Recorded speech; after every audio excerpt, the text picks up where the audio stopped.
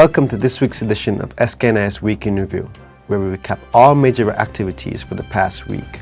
I am your presenter, Raheem Berry. Highlights for the week of January 22nd to 28th of 2021 includes 4 tablets donated to COVID-19 Task Force, St. Kitts Water Department to implement e-billing system, and Basketball City sports a new look.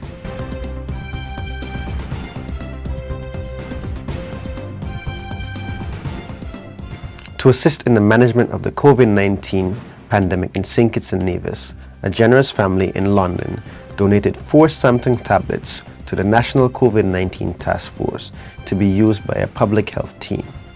The Wallace family, through the Office of the High Commissioner in London, presented the electronic devices to High Commissioner, His Excellency Dr. Kevin Isaac, who shipped them to the Federal Ministry of Health in St. Kitts and Nevis. These were donated by the Wallace family, parents Robert and Mildred Wallace, and son Lionel Wallace. This donation is said to be for the express purpose of distribution to the COVID-19 Task Force of St. Kitts and Nevis. They are to be used by the public health officers in the performance of their duties in COVID-19 testing and tabulating of information in the field, with the ability to connect with the online laboratory information system. The tablets were presented to the Chief Medical Officer, Dr. Hazel Laws, by Medical Chief of Staff at the Joseph N. France General Hospital, Dr. Cameron Wilkinson, during the National Emergency Operations Center COVID-19 weekly briefing at the National Emergency Management Agency, NEMA, conference room on January 27, 2021.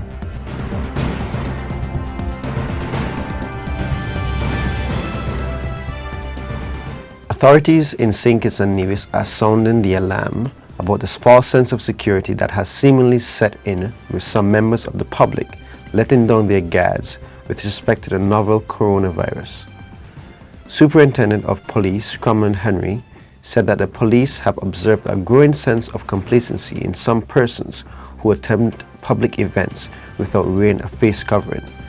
This has been witnessed in some businesses and on public transportation in contravention of the COVID-19 Act.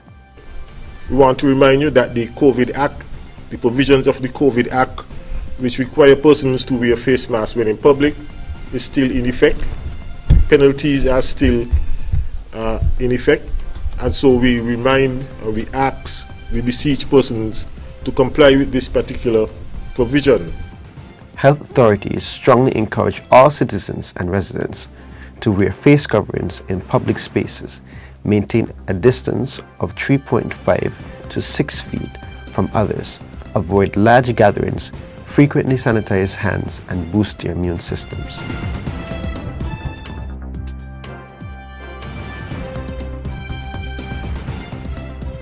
Director of Public Works Department in St. Kitts, Cromwell Williams, said that the Ministry of Public Infrastructure is critical in helping the government to achieve its national goals.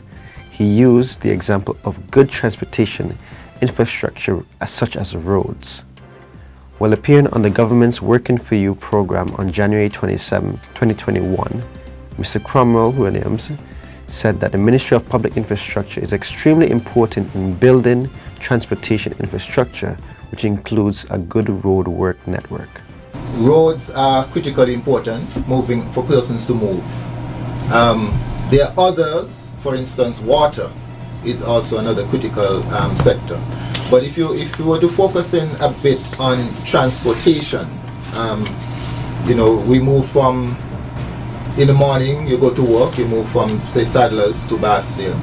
You have to have a road network that is functional, in that if you average it should take you 20 minutes to get from, say, Saddlers to Bastille, then the road conditions should be such that you're able to complete that journey and do so safely and without too much wear and tear on your vehicle. He underscored the importance of maintaining and improving public infrastructure because good public infrastructure contributes to economic development, and good transportation infrastructure is important for the movement of goods and facilitation of services.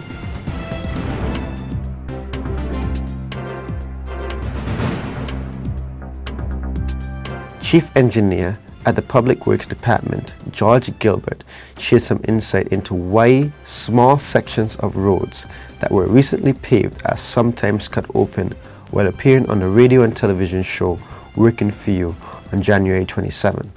In the process, the pipe apparently got broken underground, so it started leaking, and you realize the pipes are sometimes 3-4 feet below. So you don't see, when you see it manifest itself on the surface, it would have spread over a large area. So that area has to be cut out, and water department have to go in and change out those pipelines. The chief engineer added that after repairs are completed, there is a period of time that is allotted before the roads are repaved. The allotted period of time is to ensure that there are no other damages in the immediate area that need addressing. Still on Working For You, the Ministry of Public Infrastructure, in its efforts to be business-friendly and environmentally sustainable, is implementing an e-billing system at the SKNIS Water Services Department. We are in the works, we have it in the pipeline, and that being said, we'll also be reactivating our Water Services Department website so that persons are able to go on the website and pay their bills. The SKNIS Water Services Department is hopeful that this e-billing system will be implemented shortly.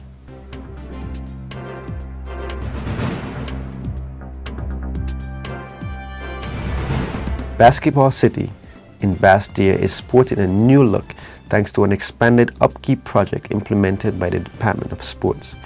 Minister of Sports, the Honorable John L. Powell, surveyed the work at Basketball City on Friday, January 22nd, 2021. While there, he was greeted by Grenville Jeffers, President of St. Kitts Amateur Basketball Association, SCABA.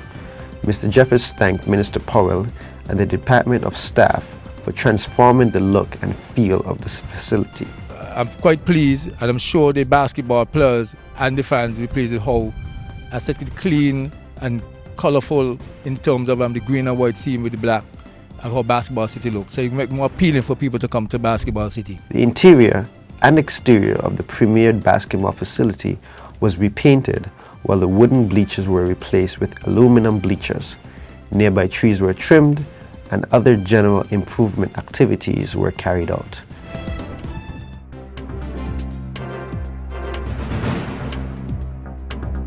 And this concludes this week's edition of SKNIS Week in Review. See you next week.